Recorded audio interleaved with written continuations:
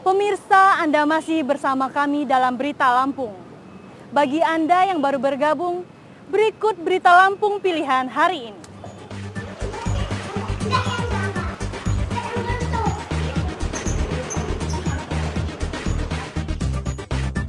Diguyur hujan lebat, puluhan rumah warga di Sukabumi, Bandar Lampung terendam banjir setinggi 1 meter.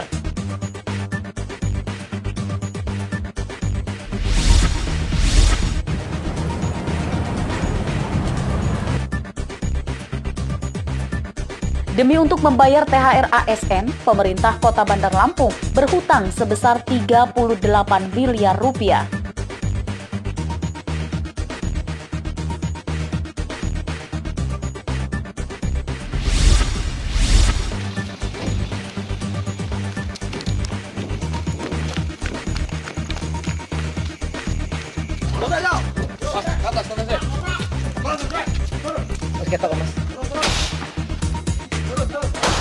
Seorang pelaku pencuri bersembunyi di atap rumah saat akan ditangkap polisi di Tulang Bawang.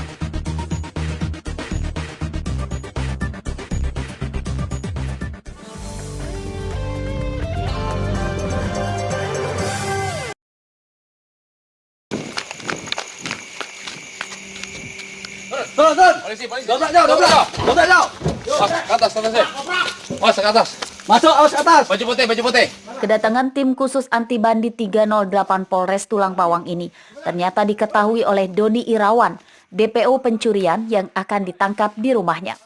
Pelaku yang menghindari ditangkap berusaha bersembunyi di atap rumahnya di Desa Pacing Jaya, Kecamatan Menggala Timur, Tulang Bawang. Polisi yang merayu meminta pelaku turun sempat diabaikan dan terpaksa petugas pun mengeluarkan suara tembakan peringatan ke udara. Turun. Hei! Sekitar 1 jam kemudian, pelaku akhirnya menyerah dan turun dari atap rumahnya.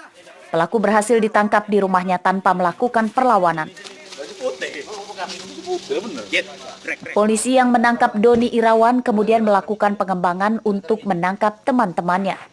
Namun saat didatangi, pelaku lain tidak ada di tempat.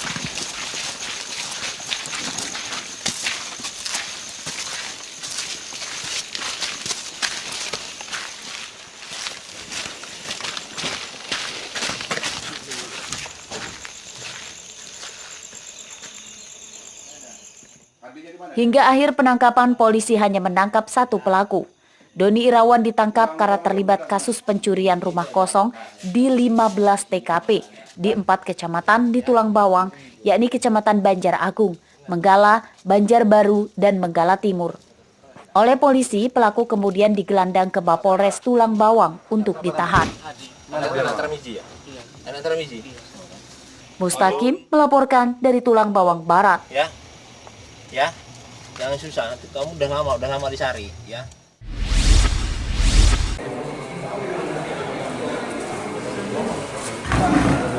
Setelah sempat buron selama 3 hari, Rahman, pria berusia 25 ini akhirnya menyerahkan diri ke polisi Polres Lampung Utara karena terlibat kasus pembunuhan. Jadi pas kejadian itu hari... Korbannya bernama Eka Saputra, tetangganya sendiri di Desa Bumi Agung Marga, Kecamatan Abung Timur, Lampung Utara. Pembunuhan berawal dari ketersinggungan pelaku yang sedang mancing diganggu oleh korban. Kebetulan korban saat itu memiliki hutang kepada pelaku sebesar Rp200.000. Masuk rumah korban, golok itu kamu bawa dari rumah. Peristiwa saat memancing itu kemudian menjadi bahan alasan pelaku untuk melampiaskan kemarahannya kepada korban dengan dalih menagih hutang. Sepulang dari memancing, pelaku kemudian mendatangi rumah korban dan meminta korban untuk membayar hutangnya saat itu juga. Korban yang belum bisa membayar hutang kemudian dianiaya pelaku dengan senjata tajam yang sudah dibawanya dari rumah. Dia mengganggu saya, Pak. Ganggu kayak mana? Dia melemparkan tanah ke air, Pak. Pakai apa kamu bunuh orang itu? Pakai golok, Pak. Golok? Iya, Pak. Dari mana kamu golok itu? Memang saya bawa dari rumah, Pak.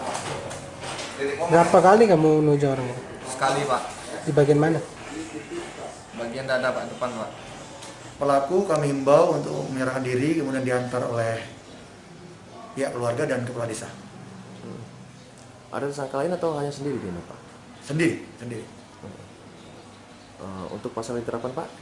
Pasal yang diterapkan 351, 354, lapis 351, ancaman hukuman 12 tahun. Pada kasus ini, pelaku dijerat dengan pasal pembunuhan berencana. Pelakunya pun kini terancam hukuman 20 tahun penjara. Ardi Yohaba melaporkan dari Lampung Utara.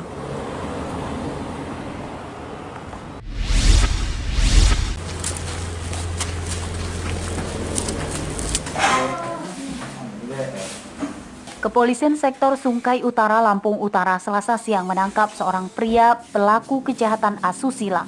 Pelaku berinisial ST, warga Hulu Sungkai, Lampung Utara. Pria berusia 35 tahun ini ditangkap setelah dilaporkan keluarganya diduga mencabuli seorang bocah perempuan yang masih duduk di kelas 5 SD, yang tidak lain adalah adik ipar pelaku sendiri.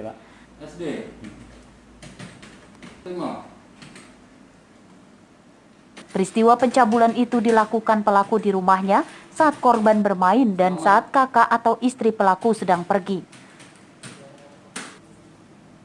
Korban juga diancam akan dianiaya jika menceritakan perbuatan aib pelaku kepada orang lain.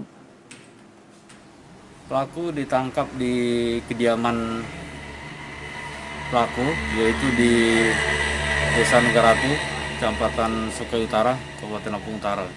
Kronologi penangkapannya Pak? Kronologi penangkapan pelaku setelah melakukan pencabulan, pelaku melarikan diri. Kemudian kita dari Polsek Sungkai Utara melakukan penyelidikan dan penyidikan sehingga diketahui di mana tempat persembunyian pelaku dan langsung dilakukan penangkapan di rumah. Pada penangkapan ini, polisi menyita pakaian korban yang digunakan saat dicabuli pelaku sebagai barang bukti. Kasus pencabulan korban oleh kakak iparnya sendiri ini terungkap setelah korban akhirnya memberanikan diri menceritakan perbuatan pelaku ke keluarganya yang diteruskan ke polisi. Untuk mempertanggungjawabkan perbuatannya, pelaku dijerat dengan Undang-Undang Perlindungan Anak, sanksi ancamannya 15 tahun penjara.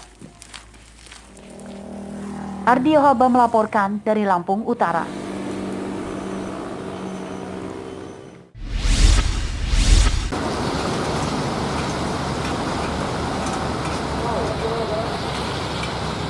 Mulai pertanggal 1 Juli 2020 mendatang, pemerintah Indonesia akan memberlakukan Traffic Separation Scheme atau TSS dalam pengaturan jalur pelayaran di alur sempit di perairan Selat Sunda.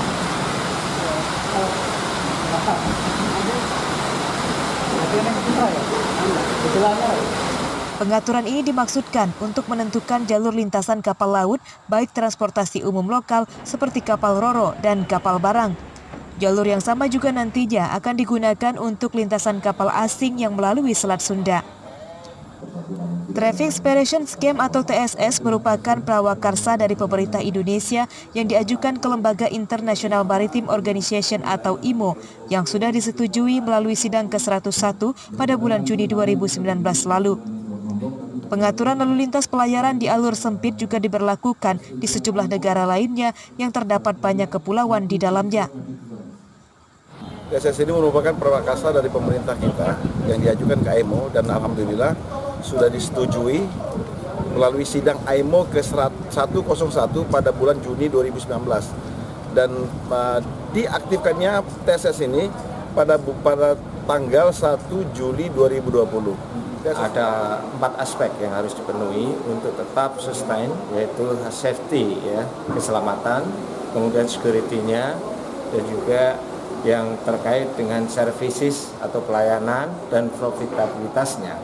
Jadi supaya transportasi bisa berlanjut tentu 4 hal itu harus dipenuhi. Nah, terkait TSS ini ada lebih concern kepada keselamatan dan kami sangat menyambut baik, berterima kasih kepada pemerintah atas diterapkannya TSS karena ini. Di Indonesia, pengaturan lalu lintas pelayaran TSS diberlakukan di 2 lokasi, yakni di Laut Selat Sunda dan Laut Lombok. Pemberlakuan pengaturan lalu lintas pelayaran di alur sempit ini untuk memberikan jaminan keamanan dan keselamatan bagi kapal laut yang melintas. Seluruh kapal lintas laut diawasi guna menghindari terjadinya kecelakaan dan aksi perampokan kapal laut dari para pelaku kriminalitas. Ari Susanto melaporkan dari Lampung Selatan.